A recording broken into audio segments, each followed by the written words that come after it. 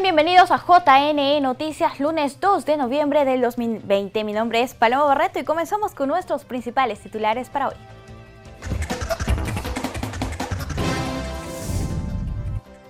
JNE reporta ranking de electores afiliados a las 24 organizaciones políticas que participarán en elecciones internas.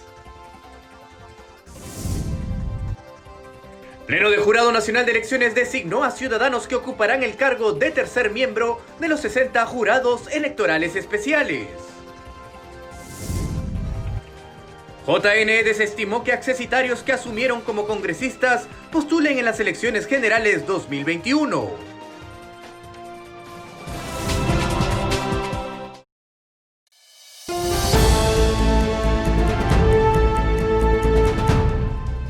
La Central de Operaciones del Proceso Electoral presentó el consolidado de electores afiliados a las organizaciones políticas que participarán en las elecciones internas este 29 de noviembre y 6 de diciembre.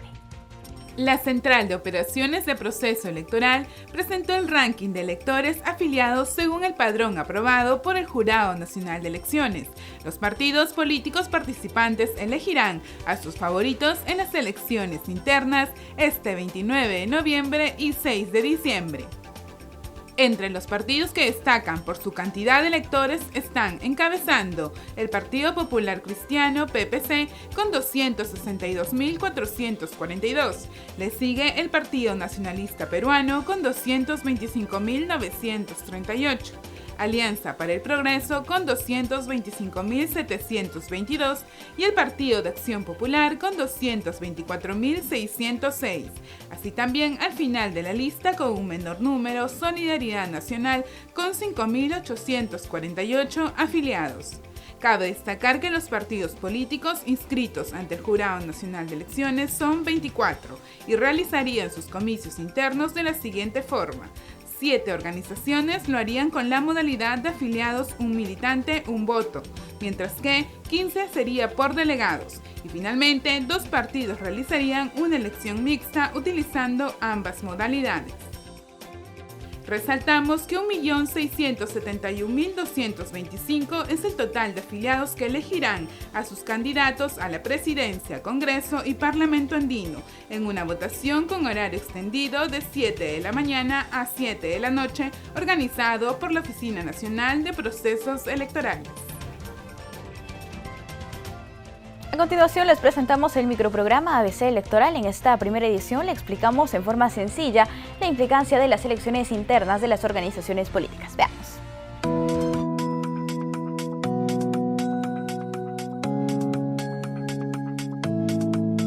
Bienvenidos al ABC Electoral del Jurado Nacional de Elecciones. Hoy hablaremos de las elecciones internas.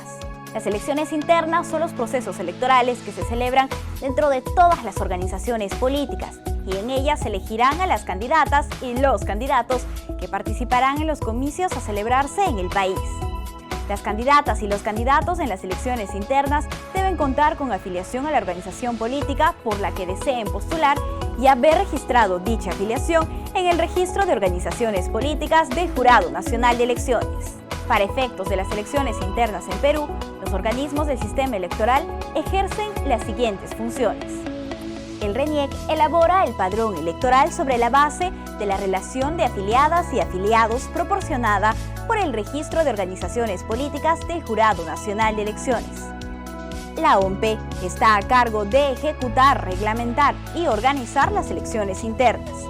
Por su parte, el Jurado Nacional de Elecciones se encarga de la solución de controversias en sede jurisdiccional, la elaboración del cronograma correspondiente y la fiscalización de las elecciones internas. Según la legislación vigente, las elecciones internas pueden realizarse a través de 2 modalidades.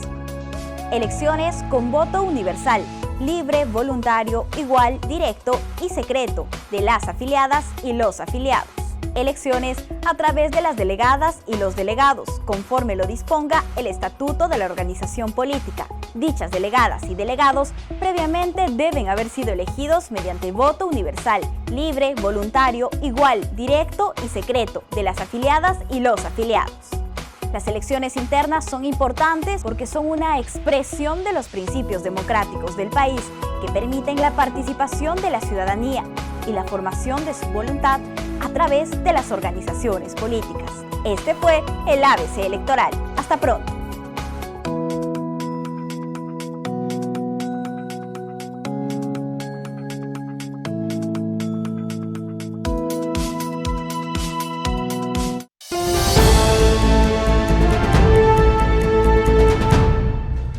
A continuación, información de las elecciones generales 2021.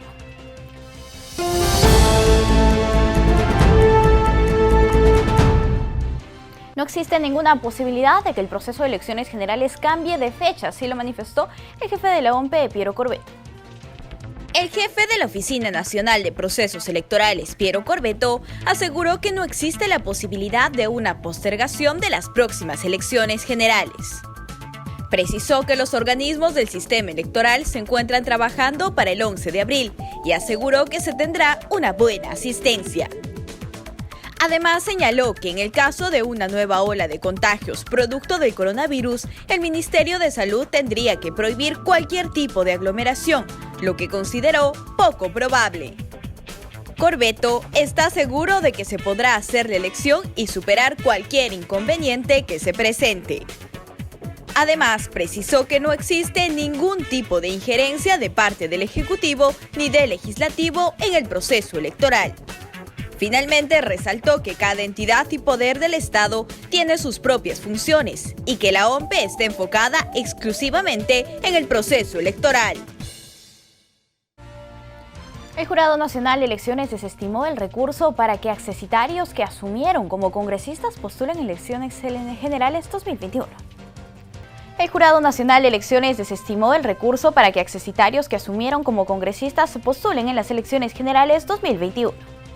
El Pleno del Jurado Nacional de Elecciones desestimó el recurso de reconsideración presentado por el ciudadano Ángel Neira Olaechea para que se permita postular al Congreso de la República en elecciones generales 2021 a los accesitarios que asumieron funciones en el Parlamento disuelto o en el que se encuentra vigente.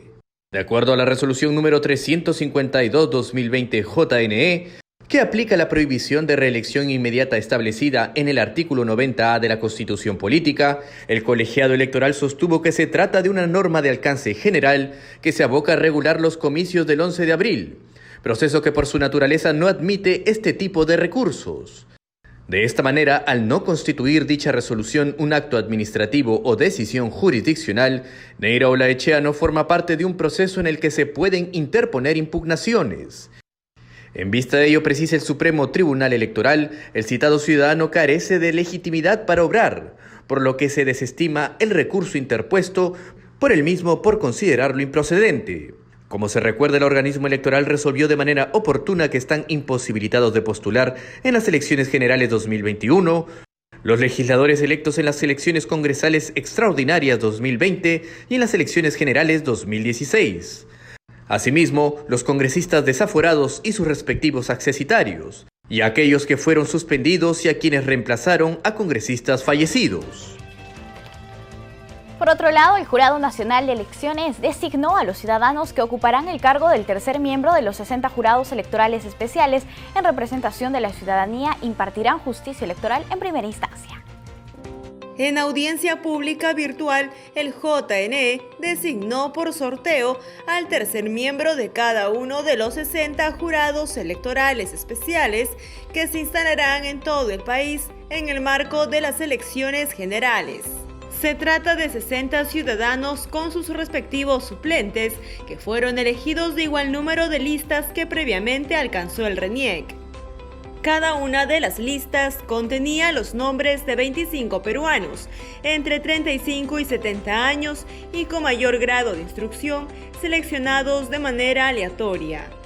Los elegidos representarán a la ciudadanía y conformarán cada uno de los 60 órganos descentralizados junto con los representantes del Poder Judicial y del Ministerio Público.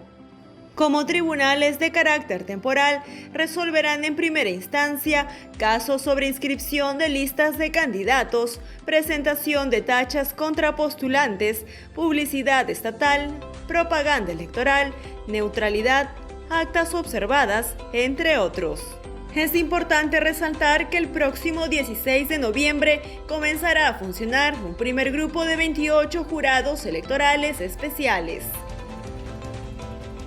El Pleno del Jurado Nacional de Elecciones, conforme a las atribuciones que le confiere la ley, actualizó la tabla de tasas en materia electoral que se aplicará en los próximos procesos electorales, la cual toma como base la unidad impositiva tributaria que asciende a 4.300 soles. De esta forma, mediante resolución, el colegiado electoral estableció que la tasa por la inscripción de cada fórmula de candidatos a presidente y vicepresidentes de la República es de aproximadamente el 10% de la UIT, es decir, 451 soles con 93 céntimos. El mismo porcentaje corresponde por la inscripción de cada lista de postulantes al Congreso y a representantes al Parlamento andino. Vamos con más información. Como parte de las gestiones previas para los próximos comicios, los municipios y gobiernos regionales anunciaron que apoyarán con locales como centros electorales a fin de incrementar la instalación de mesas de sufragio.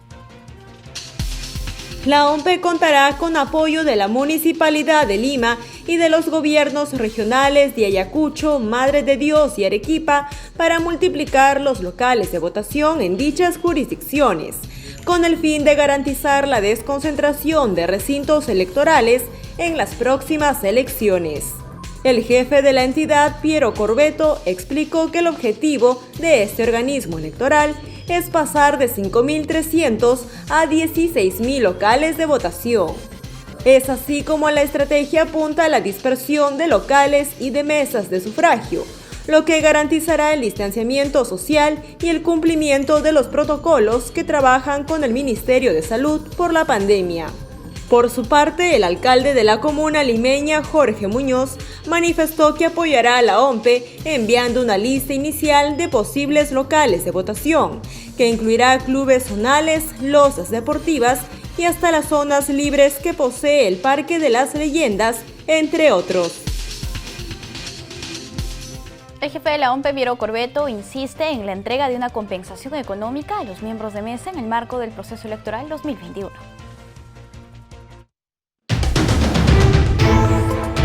Ninguna de las 4 estrategias que hemos trazado como líneas de acción van a funcionar si no conseguimos que a los miembros de mesa les otorguen un bono, dijo Piero Corbeto, titular de la OMPE. Esta declaración se da en el marco de las elecciones generales 2021 y la pandemia por el nuevo coronavirus.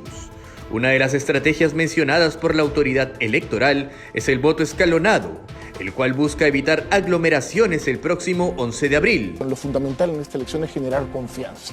Y para generar confianza nosotros estamos trabajando 7 protocolos de seguridad en salud que los tenemos que aprobar entre mañana y pasado y hacerlos públicos, trabajar esa sensibilización con la sociedad para que sepa y se sienta seguro de acudir tanto a ser miembro de mesa como a ser elector. Corbeto exhortó a las instituciones privadas para que presten sus locales de votación y poder así generar un ambiente de seguridad para el elector. Ya tenemos más de 2/3 de locales ya asegurados. Es un trabajo intenso porque nuestra legislación no nos ayuda. En otros países el organismo electoral dice este local uso y lo usa. Aquí eso sucede con los públicos. El jefe de la OMPE indicó además que 25 partidos habrían presentado su solicitud para las candidaturas a las elecciones internas. Dichos pedidos estarían en evaluación. Asimismo informó que a partir del 1 de diciembre estará vigente el programa nacional Elige tu local de votación. El objetivo es que el sufragista vote cerca de su domicilio y evite usar el transporte público. Para el 11 de abril del 2021, la OMPE y Cancillería coordinan para que el voto de los peruanos en el exterior sea virtual.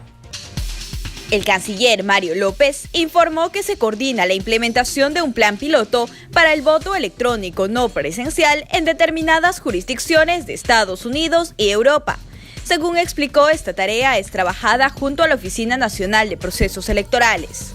A la fecha, mencionó, hay cerca de 1 millón de peruanos hábiles para votar en el exterior y junto con los consulados y embajadas se viene identificando los lugares donde se puede sufragar presencialmente.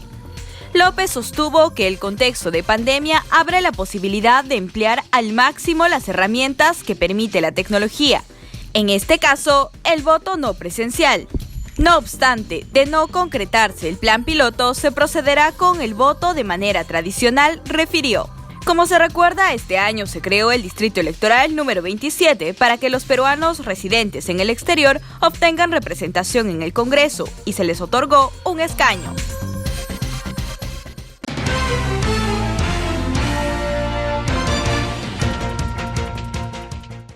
Bien, y para hablar sobre las propuestas y aportes del Código Electoral en la reforma electoral de nuestro país, vamos a conversar con la doctora Jessica Clavijo. Ella es directora nacional de Fiscalización y Procesos Electorales del Jurado Nacional de Elecciones. ¿Cómo está, doctora? Bienvenida. Gracias, Paloma. Muy bien, como siempre un gusto poder acompañarlos en JNTV.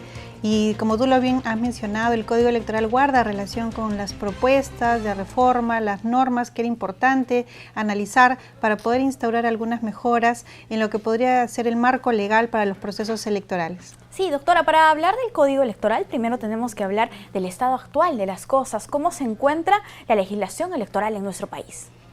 Bueno, nosotros, Paloma, tenemos una particularidad y es que tenemos más de una docena de cuerpos normativos que tienen que ver con procesos electorales.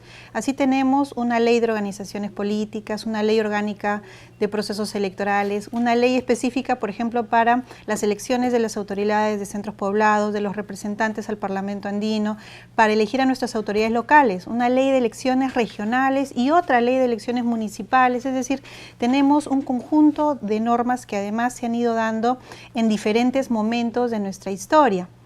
Así también tenemos algunos reglamentos que emite el Jurado Nacional de Elecciones, algunas resoluciones que emite también la Oficina Nacional de Procesos Electorales que siguen abonando a la cantidad de normas que rigen los procesos electorales y que deben ser conocidos y aplicados por los actores electorales, como por ejemplo los personeros, los candidatos. Entonces esto dificulta un poco el que se pueda recurrir rápidamente y de manera fácil a cuáles son las normas vigentes, ¿no? Por eso además es muy importante la actividad que hace de capacitación el Jurado Nacional de Elecciones en cada proceso electoral, no solo para los miembros de los jurados electorales especiales, que deben conocer la norma que van a aplicar, sino también para los personeros, candidatos y para la ciudadanía en general.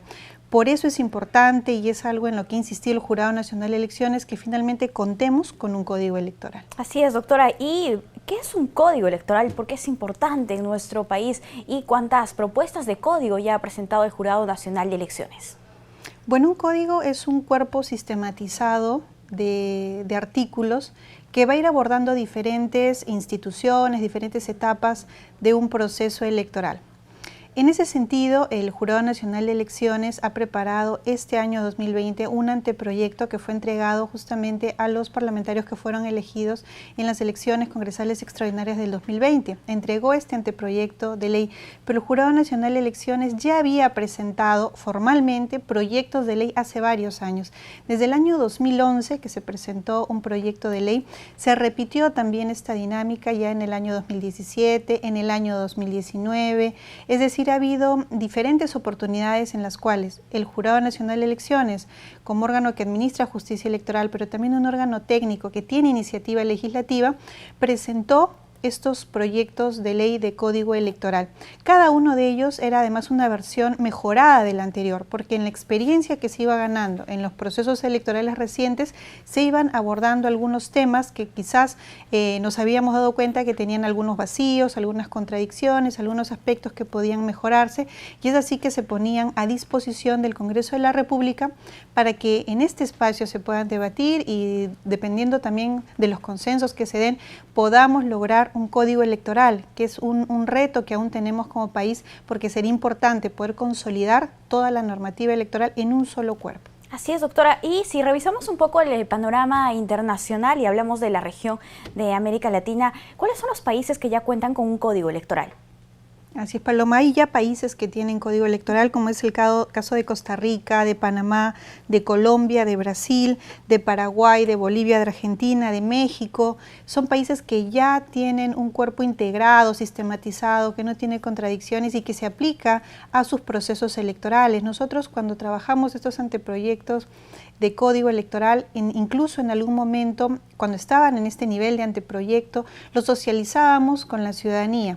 porque acudíamos a diferentes departamentos del país a través de foros y eventos académicos a presentar los anteproyectos para escuchar opiniones, propuestas, saber cuál era el enfoque que tenían los diferentes actores electorales a nivel nacional, y gracias a estos aportes elaborábamos finalmente el proyecto de ley que se presentaba al Congreso de la República. Y en las últimas versiones se incluyó algo, y eran los pilares en los cuales desarrollamos esta propuesta. Y esos pilares son: el primero, que es la unificación y sistematización de la norma; el segundo pilar es el fortalecimiento de los partidos políticos; el tercero, la optimización de la justicia electoral; y el cuarto, el diseño de un cronograma electoral ordenado y adecuado, lo cual brindaría garantías justamente para llevar adelante procesos electorales eficientes y además dotados de transparencia y legalidad. Así es, doctora, tengo entre manos aquí el Código Electoral que hemos presentado este año y, como usted lo mencionaba, ha sido entregado a los congresistas para que lo tomen en cuenta. Sin embargo, por la brevedad de los plazos, seguramente no ha sido aprobado todavía ni debatido en el Congreso. Sin embargo, se han tomado ciertas ideas y algunos puntos que ya han sido aprobados y se encuentran vigentes actualmente para las elecciones generales del 2021. ¿Cuáles son estos puntos, doctora? Bueno, un punto muy importante es el referido a la participación de los organismos electorales en esta etapa relacionada a la democracia interna, ¿no? Por muchos años, dentro de las propuestas del anteproyecto, se había incluido este aspecto porque era muy común que ya cuando se iniciaba la etapa de presentación de candidaturas vinieran los cuestionamientos acerca de la legitimidad de estos candidatos, porque no se habría llevado adecuadamente, de manera transparente, el ejercicio de la democracia interna. Entonces era importante dotar de garantías esta etapa. Otro aspecto que ha sido también propuesto por el Jurado Nacional de Elecciones hace varios años era la paridad y alternancia, que también es una realidad, pero una paridad y alternancia para todo el nivel de las listas electorales, que eso es algo que se ha logrado y que también nos parece un gran avance en el marco de los procesos electorales. Otro aspecto que lamentablemente en este caso no se aplicó fue el de la intangibilidad de la norma, ¿no? Y es así que hasta los últimos días de septiembre es que se dictaron normas que eran aplicables a este proceso electoral, pero entendemos que es por una situación excepcional. Sin embargo, la intangibilidad de la norma sí está considerado también en el proyecto de Código Electoral para que se aplique en lo sucesivo, porque es importante que haya certeza de cuál va a ser el marco normativo, no solo para que la administración del sistema electoral pueda tener las reglas claras y empezar a ejecutar sus actividades, sino también para que las organizaciones políticas, los candidatos, los personeros sepan exactamente cuál es el marco legal aplicable. Así es, doctora. Otro punto que se aborda en este Código Electoral es el de la profesionalización de los jurados electorales especiales. ¿De qué trata esta propuesta?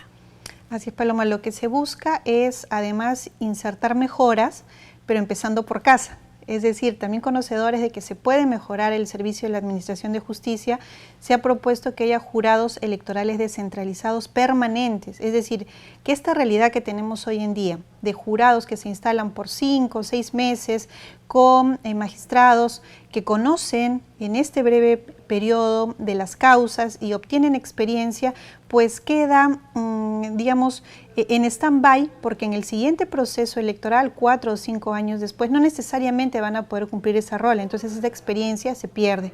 Lo que se busca es que estos jurados de primera instancia que tienen esta cercanía con la población sean jurados electorales permanentes, con profesionales que conozcan la normativa electoral, que adquieran experiencia con la casuística y que además en base a la doctrina electoral y a la jurisprudencia electoral doten de predictibilidad a todas sus decisiones. Estos 3 integrantes de los jurados electorales descentralizados serían un representante de la Corte Superior de Justicia de la circunscripción, un representante de la Junta de Fiscales de la circunscripción y además un tercer integrante que sería un abogado elegido por el propio Colegio de Abogados de la circunscripción. Entonces, de esta manera se dotaría de que este tercer integrante sea también una persona conocedora del derecho, ¿no? Entonces, de esta manera, tratando de dar no solo buenas oportunidades de permanencia, sino también de dotar de integrantes que conozcan el derecho y que puedan administrar justicia de la mejor manera. Bien, doctora, ¿cuáles son los otros puntos que se toca respecto al fortalecimiento de los partidos políticos? Bueno, como bien habían mencionado, el tema de la democracia interna es fundamental, pero también hay otros aspectos, por ejemplo, que guardan relación con el financiamiento partidario. Parte también del fortalecimiento es que tengan confianza, credibilidad, y es importante tener reglas claras y cuentas claras respecto al financiamiento, que se dote también de una norma que permita que este financiamiento público que da el Estado a las organizaciones políticas tenga un porcentaje que deba ser utilizado para capacitación de mujeres, de jóvenes, de representantes de comunidades indígenas y nativas. Sería también valioso e importante ampliar la franja electoral, no solo elecciones generales, regionales, sino también municipales, considerando que hoy por hoy ya no pueden las organizaciones políticas contratar propaganda electoral en medios de televisión, entonces la franja electoral juega un rol importante.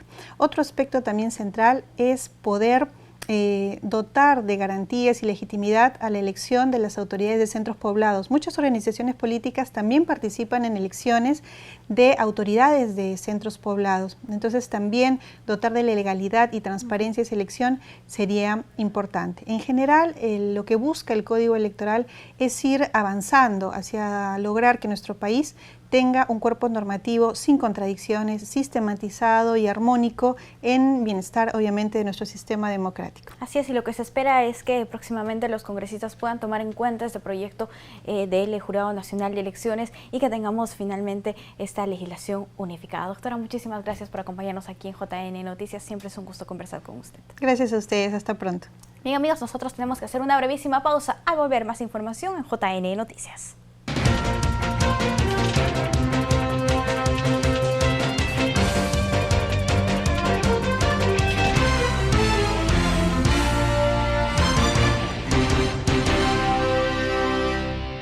Seguimos en JN Noticias y preste atención porque el Congreso de la República debate hoy la admisión de la moción de vacancia contra el presidente Martín Vizcarra. El Pleno del Congreso de la República debate la admisión de la moción de vacancia contra el presidente Martín Vizcarra. Se requieren 52 votos para aprobar dicha admisión que plantea retirar del cargo al jefe de Estado. Este proceso es impulsado por la bancada de Unión por el Perú. Además está suscrita por legisladores de Acción Popular, Frente Amplio y un parlamentario no agrupado. La mayoría de bancadas tienen un voto fragmentado, lo que haría más compleja la decisión de admisión de vacancia contra el presidente Martín Vizcarra. De alcanzar la votación y ser admitida a debate, se requerirán un total de 87 votos para vacar al mandatario. Es importante mencionar además que está pendiente de debate y aprobación en el Pleno el proyecto de ley que faculta el retiro de los aportes del sistema privado de pensiones. Estamos en contacto ahora con Ana Bendezú de la Agencia de Noticias Andina, que nos tiene el reporte de las 5 noticias oficiales del día. Bienvenidos, desde la Agencia de Noticias Andina estas son las 5 noticias del día. El ministro de Defensa Jorge Chávez preside la ceremonia de reconocimiento a los nuevos comandantes generales del Ejército, Fuerza Aérea y Marina. Se trata del comandante general del Ejército, Manuel Gómez de la Torre Araníbal, el de la Fuerza Aérea, general del Aire, Rodolfo Alejandro Pereira Cunio, y en la Marina, el almirante Ricardo Alfonso Menéndez Calle. La reapertura de Machu Picchu después de casi 8 meses de para por la pandemia implica generar empleos, sobre todo en los operadores turísticos, que han sido los más golpeados. Esto lo señaló la ministra de Comercio Exterior y Turismo, Rocío Barrios, desde el Cusco. Atención porque el ministro de Trabajo, Javier Palacios, anunció que el subsidio que el gobierno ha aprobado para fomentar creación de nuevos puestos de trabajo y no para contratar reemplazos a quienes estén trabajando. Lo que se busca es hacer crecer la planilla. Las empresas que pueden acogerse a este beneficio son aquellas que perdieron más del 20% del volumen de sus ventas entre abril y mayo de este año. La selección peruana inicia hoy sus entrenamientos con miras a los partidos contra Chile y Argentina de las clasificatorias Qatar 2022. Los jugadores del torneo local son los primeros que se suman a los trabajos físicos. Hasta el 3 de noviembre se espera descenso de la temperatura nocturna en la sierra y en la Sierra Sur se registrará hasta menos 14 grados centígrados, sobre todo en las zonas a 4.000 metros de altura, según informó el CENAMI. Los departamentos con alerta son Anca, Yapurímac, Arequipa, Ayacucho, Cusco, Huancavelica, Huánuco, Ica, Junín, Lima, Moquegua, Pasco, Puno y Tacna. que incluyen a más de 80 provincias. No se olviden que el desarrollo de estas y otras noticias las pueden encontrar en todas nuestras plataformas digitales y por supuesto pueden visitar andina.p.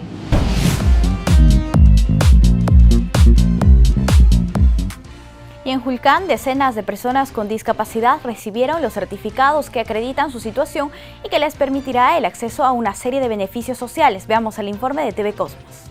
Mostraron su satisfacción, pues al fin tienen en las manos sus certificados de discapacidad que esperaron con tanto anhelo y que les permitirá contar con una jubilación adelantada, pasajes libres en el transporte público, así como tarifas preferenciales en espectáculos públicos y privados. Para cubrir las necesidades de cada uno de ustedes. El día de hoy, si bien es cierto, hemos sido convocados para hacerles entrega de los carnés y sus respectivas resoluciones, que ya van a estar de repente tal vez ustedes acreditados. Van a poder hacer uso de su carnet, todas aquellas personas que ya van a recibir. Ellos pueden utilizar el transporte público a nivel nacional. De verdad, ustedes son el ejemplo a seguir, que no se desmayan, que siguen adelante. Reciban un cordial saludo a nombre del alcalde Marco Antonio Rodríguez Espejo, que por mi motivo de salud no puede estar presente, pero él hubiese encantado estar con ustedes. Pero como dijo estos beneficiarios pasaron un proceso de selección realizado por la Oficina de Atención a las Personas con Discapacidad, OMAPED. Todos ellos tendrán beneficios al portar su carnet y una resolución emitida por la Municipalidad y el Consejo Nacional para la Integración de la Persona con Discapacidad, CONADIS. No es fácil estar en una silla de ruedas. No es fácil contar con una discapacidad, pero realmente nosotros valoramos el esfuerzo que cada uno de ustedes lo tienen. Es el esfuerzo que vienen haciendo día a día. No quiero cansarles, quiero agradecerles su participación y Dios mediante estaremos nuevamente nosotros trabajando para que cada uno de ustedes cuenten con un programa de una pensión no contributiva que vendrá beneficiando a cada uno de ustedes y así de esa manera sentirnos contentos nosotros como responsables de la oficina municipal. Se les va a entregar su carnet para que ustedes puedan hacer uso de transporte público, como ya lo dijo el señor Linder, ¿no? Y decirles que estoy feliz de tenerlos acá esta mañana. Los 20 beneficiados son personas que afrontan la vida superando cada dificultad y que en espíritu resultan un ejemplo para la población, pues a pesar que la mayoría de nosotros tenemos todas las condiciones físicas, algunas veces nos quejamos por cada piedra en el camino. Por otro lado, y en Madre de Dios, la Contraloría identificó que más de 800 alumnos no contarían con los equipos para acceder al sistema educativo remoto Aprendo en Casa, por lo que recomendó mejorar su implementación. La Contraloría recomendó a la Dirección Regional de Educación de Madre de Dios adoptar las medidas necesarias para que 15 colegios mejoren la implementación del programa Aprendo en Casa, ello con la finalidad que más estudiantes puedan acceder a este sistema educativo remoto. Se evidenció que de los 6.938 alumnos que estudian en los 15 colegios, 807 no contarían con una radio, televisión o internet para recibir las clases virtuales. Por otro lado, se reveló que 199 profesores debieron capacitarse sobre formación virtual que se desarrolla en la plataforma de Perú Educa. Sin embargo, 71 no acreditan su capacitación. Otros 83 docentes no se tiene ninguna información, incumpliendo la normativa que estipula que es deber de los docentes la capacitación virtual como parte del Plan Anual de Trabajo Remoto. Más de 65 informes fueron emitidos, culminado el primer mega operativo de la Contraloría en Tumbes. En la región se advirtieron riesgos en obras y servicios públicos que causarían pérdidas millonarias. Durante el primer mes del mega operativo de control regional en Tumbes, la Contraloría emitió más de 65 informes de control, detectando situaciones adversas y riesgos en obras y servicios públicos. Estos informes fueron comunicados al gobierno regional, municipalidades provinciales y distritales y al Hospital Regional José Alfredo Mendoza Olavarría. Asimismo, a las direcciones regionales de salud, educación, agricultura y al proyecto especial binacional Puyango-Tumbes, entre otras entidades que han sido intervenidas durante el operativo. Respecto al gobierno regional de Tumbes, se advierten retrasos en la aprobación de 3 contrataciones directas sobre equipamientos médicos en el Hospital Regional José Alfredo Mendoza, cuya inversión supera los 12 millones de soles. En tanto, en la Municipalidad Provincial de Tumbes se detectó el otorgamiento ilícito de bonificaciones extraordinarias desde el 2011. En este caso se identificó un poco más de 367 millones en perjuicio económico y 26 exfuncionarios involucrados con responsabilidades civiles y administrativas. Atención a la siguiente nota, ya que desde hoy los fieles creyentes podrán acudir a las iglesias a fortalecer su fe, pero además el gobierno estableció que desde el próximo 15 ya se podrán realizar ceremonias como misas y bautizos. A partir del 15 de noviembre se podrá realizar misas y otras ceremonias religiosas como bautizos, cumpliendo con todos los protocolos de seguridad sanitaria, indicó la ministra de Justicia y Derechos Humanos, Ana Neira. La miembro del gabinete ministerial explicó que tras conversaciones con diversas organizaciones religiosas, se acordó que la apertura de templos y centros de culto se realizará en 2 etapas en el marco de estado de emergencia para mitigar el avance del nuevo coronavirus. Es decir, desde hoy se podrán abrir los templos y lugares de culto para oración y otros sacramentos, y desde el 15 de noviembre se podrán realizar ceremonias religiosas como misas, bautizos y otros. Finalmente, resaltó que el gobierno está tomando acciones para compatibilizar el derecho de la libertad religiosa con el derecho a la salud en un contexto de la pandemia por la COVID-19. El Ministerio de Educación premiará el mejor proyecto educativo en el actual estado de emergencia. Veamos el informe que nos han preparado los amigos de TV Cosmos. Educar a distancia pese a las limitaciones tecnológicas y el estado de emergencia es un reto que se supera con pasión, compromiso y creatividad. Es por ello que fue lanzada la segunda edición del Concurso Nacional de Proyectos de Innovación Educativa 2020, dirigido a docentes y directores de centros educativos. Que la comunidad educativa pueda poner en valor el trabajo y el aprendizaje de sus estudiantes, ¿no? Hemos visto, digamos, que hay un conjunto de propuestas, ¿no? De creación, digamos, de aplicativos tecnológicos vía celulares, plataformas virtuales que se han creado, o incluso iniciativas mucho más sencillas, pero efectivas también, que hacen muchos docentes, ¿no? Que es adecuar su hogar a un digamos, ponerlo, digamos, como una obra de teatro, ¿no? Y ponerlo en valor también. El concurso es organizado por el Fondo Nacional de Desarrollo de la Educación Peruana, FONDEP, y está dirigido a todas las escuelas públicas del país de los 3 niveles, y en las modalidades regular, especial y alternativo. La finalidad es incentivar la realización de innovaciones educativas efectivas en el marco nacional del programa Aprendo en Casa del Ministerio de Educación. Hemos visto, digamos, que hay docentes que están coordinando de una región con otras, de la sierra con la selva, del norte con el sur, y están, digamos, compartiendo muchas soluciones prácticas a problemas cotidianos. Entonces, este concurso justamente los moviliza, los ayuda, digamos, a compartir experiencias de diversas partes del país, sin importar, digamos, el territorio, adecuándolo y contextualizando las propuestas, ¿no? Dígame, ¿hay un plazo?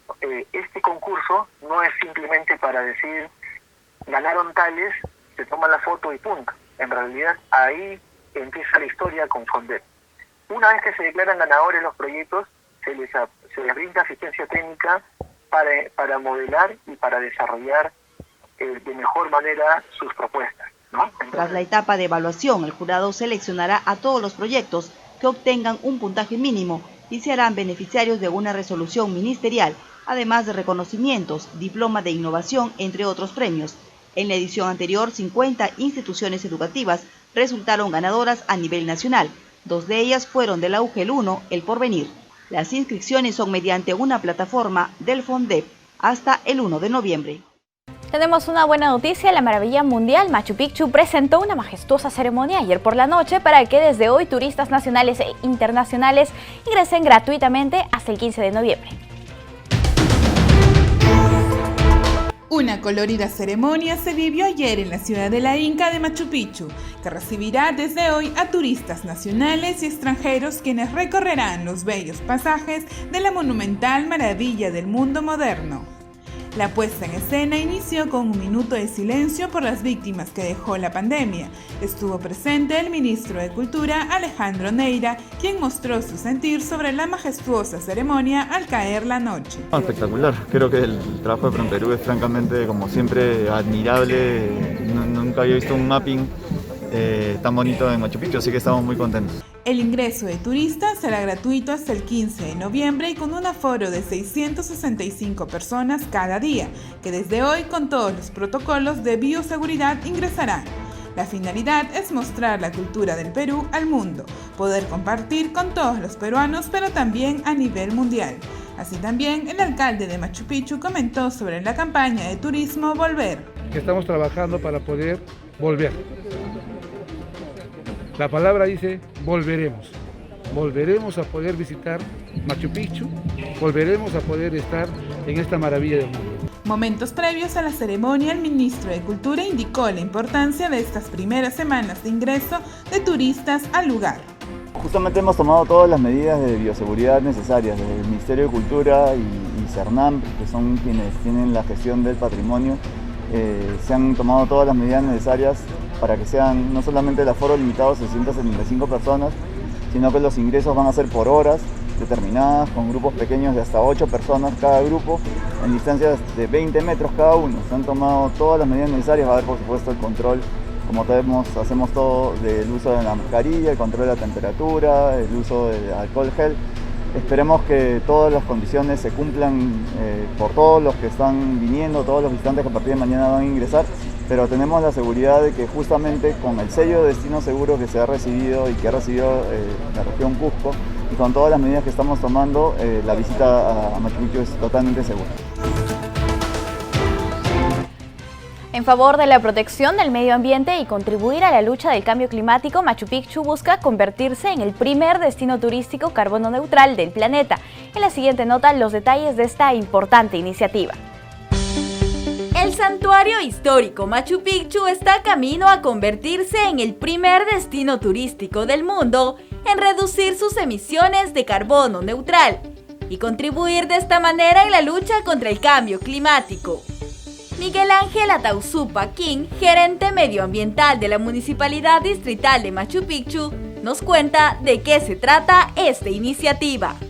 De declarar a Machu Picchu el primer destino turístico carbono neutral del mundo. ¿Qué quiere decir o a qué es equivalente esto? De que Machu Picchu va a medir a partir de la fecha cualquier índice que genere contaminación dentro de nuestra jurisdicción. En otras palabras, lo vamos a medir. Vamos a medir cuánto de CO2 generamos como personas, cuánto de CO2 generamos como empresas, como instituciones, consumiendo nuestros recursos, y lo que vamos a hacer es buscar una forma de mitigación a través de la elaboración de planes de acción que lo vamos a tangibilizar con la participación de los turistas y con la participación de la población, tanto urbana como rural. Según indica Atauzupa, esta certificación de carbono neutral generaría múltiples beneficios para la ciudadela inca. Posicionar a Machu Picchu como un destino saludable y sostenible de clase mundial. 2, un nuevo estándar para el turismo del Perú. 3, un nuevo estándar para la recuperación del turismo mundial. Y como cuarto objetivo, de alcanzar de que Machu Picchu alcance un nuevo estándar para las modernas maravillas del mundo, que es lo que nosotros estamos buscando, ¿no? En esa línea se deben implementar diversas acciones que contribuirán a alcanzar este objetivo.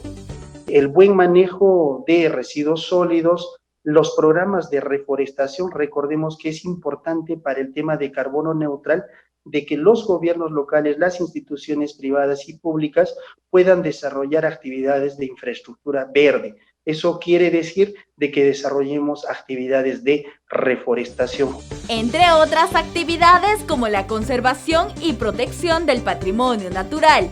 Estas acciones en conjunto contribuirán a lograr la certificación carbono neutral, la cual se espera obtener para el próximo año. Buque Escuela Vela Unión de la Marina de Guerra impulsará el turismo responsable. Se pretende mostrar un poco más del Perú al mundo. El buque Escuela de Vela VAP Unión llegó a Paracas y así realizó la primera acción de impulso al turismo responsable junto a PROMPerú, gracias a un convenio entre el Ministerio de Comercio Exterior y Turismo y la Marina de Guerra del Perú. Y a través del VAP Unión nosotros vamos a poder llevar al mundo no solamente que puedan apreciar y que podamos incentivar que quieran conocer nuestras riquezas turísticas, sino también van a poder ser nuestra oficina comercial para poder mostrar nuestra riqueza exportable que tenemos en el Perú. La embarcación lucirá la vela roja de la marca Perú y la difundirá en sus largos viajes nacionales e internacionales. Jala la vista, jala el ojo, ¿quién no quiere subir al segundo buque más grande del mundo? Y obviamente eso es un incentivo para que nosotros acá, a través del convenio con la Marina, podamos mostrar no solamente nuestras riquezas turísticas para generar justamente esa expectativa futuro que nos visiten, sino mostrar los ricos productos que tenemos en el Perú y sirva también como una oficina para hacer rueda de negocios. El VAP Unión cuenta con una casa Perú itinerante que contará con productos locales de exportación para su mayor difusión. Vamos a poder mostrar nuestras marcas reconocidas como Pisco Spirit of Perú, como Superfoods del Perú, como Alpacas del Perú o como Café del Perú. Entonces se nos llena el pecho doblemente, porque no solamente vamos a estar frente a un ícono peruano como es el VAP, sino también donde vamos a encontrar un pedacito del Perú que vamos a poder mostrar al mundo y por lo cual nos van a reconocer. En el 2021, el buque Escuela de Vela realizará un recorrido por las Américas para promocionar el turismo receptivo en países estratégicos.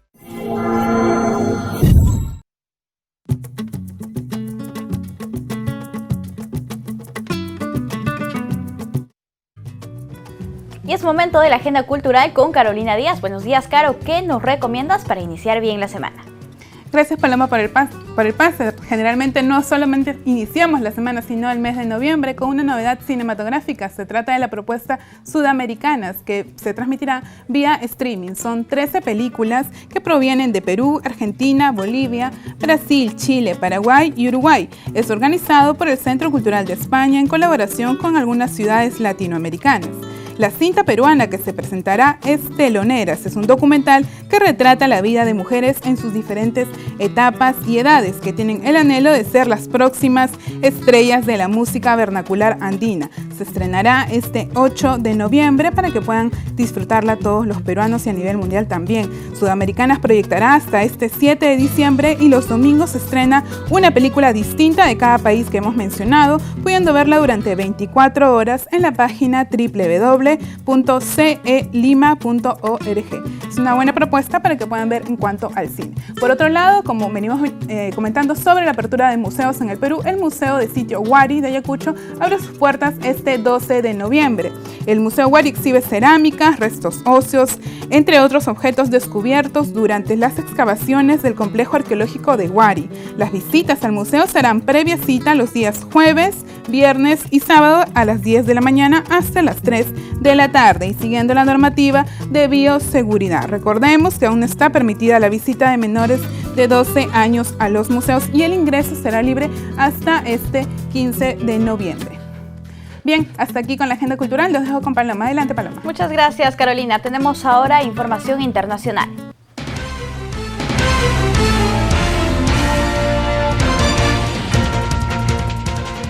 Ya casi todo está listo para las elecciones en Estados Unidos. Mañana 3 de noviembre, el demócrata Joe Biden y el republicano Donald Trump disputarán su lugar en el sillón de la Casa Blanca.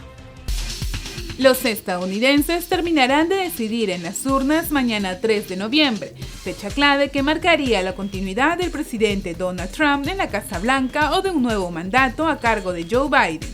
Los candidatos aprovechan cada minuto de la recta final de su campaña con masivas presentaciones en busca de los votos faltantes que podrían cambiar el rumbo del destino de los Estados Unidos. La ventaja la lleva el demócrata Biden con 7,2 puntos de intención de voto a nivel nacional frente a Trump. Según los analistas políticos, estas encuestas reflejan la controvertida gestión que el presidente realizó con la pandemia de la COVID-19.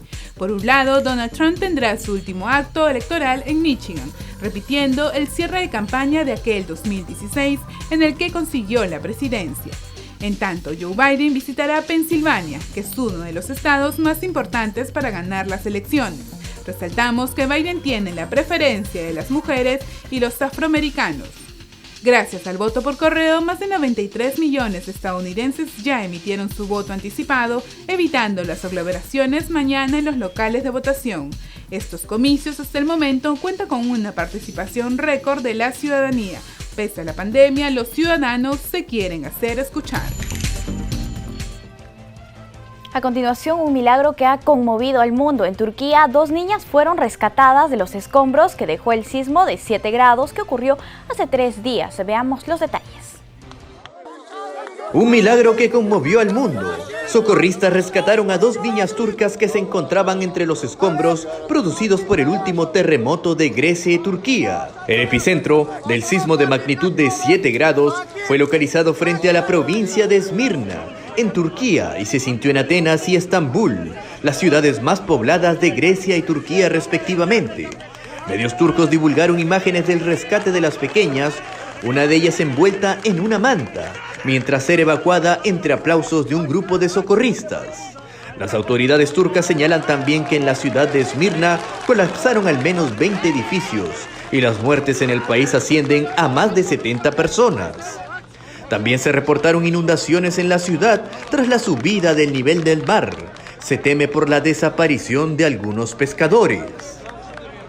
El director de la Organización Mundial de la Salud entró en cuarentena preventiva al haber estado en contacto con una persona que dio positivo a coronavirus. El director general de la Organización Mundial de la Salud, Tedros Adhanom, se encuentra en cuarentena tras haber tenido contacto con un caso positivo de COVID-19. A través de su red social, el jefe de la OMS indicó que no tiene ningún síntoma de la enfermedad, sin embargo, optó por tomar una cuarentena voluntaria de acuerdo con los protocolos para frenar el avance de la enfermedad. Agregó que seguirá trabajando desde su casa en Ginebra, donde se encuentra la sede mundial de la organización encargada de dictar las regulaciones sanitarias mundiales y supervisar su cumplimiento.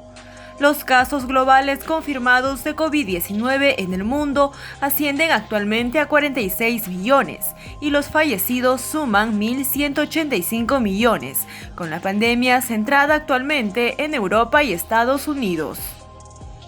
La puesta en cuarentena preventiva de Tedros coincide con un estallido de casos y hospitalizaciones en Suiza, con Ginebra como una de las ciudades más afectadas, situación que obligó el domingo al gobierno regional a dictar un semi-confinamiento de la población durante 4 semanas.